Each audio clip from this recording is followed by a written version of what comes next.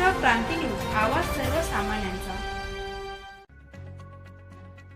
सुरगाणा शहरातील नागरिक आणि व्यापारी बांधवांनी महाराष्ट्र राज्य वीज वितरण कंपनीच्या विरोधात उभारलेल्या कडकडीत आंदोलनाचा चांगलाच प्रभाव दिसून आलाय।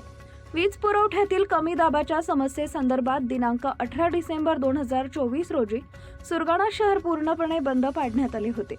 या आंदोलनामुळे वीज वितरण कंपनीला चांगलाच दणका बसला असून कंपनीनं समस्यांचे निराकरण करण्यासाठी तात्काळ हालचाली केल्या आहेत। दिनांक 19 डिसेंबर 2024 रोजी सकाळपासून वीज वितरण कंपनीनं सुरगाणा शहरात सुधारणा प्रक्रियेचा प्रारंभ केलाय। यामध्ये खराब डीपी बदलणे, जुन्या पोल्सची अदलाबदल करणे तसेच वीज पुरवठा सुरळीत करण्यासाठी आवश्यक ते काम सुरू करण्यात आलेलं आहे।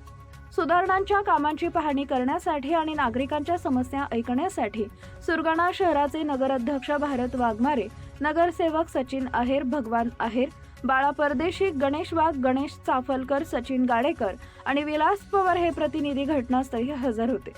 त्यांनी वीज वितरण कंपनीच्या अधिकाऱ्यांना योग्य व तात्काळ कामगिरीबाबत सूचना दिल्या।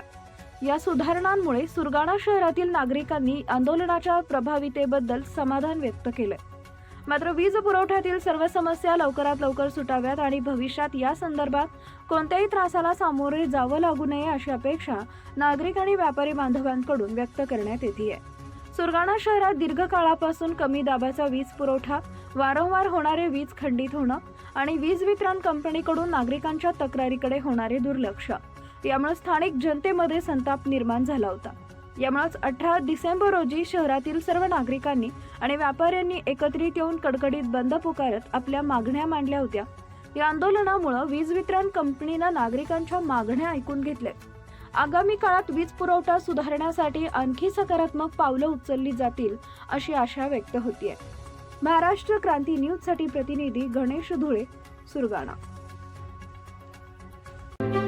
अशाच नवनवीन बातम्या पाहण्यासाठी आमच्या महाराष्ट्र क्रांती न्यूज या YouTube चॅनलला लाईक करा, सबस्क्राईब करा आणि बेल आयकॉनला प्रेस करा।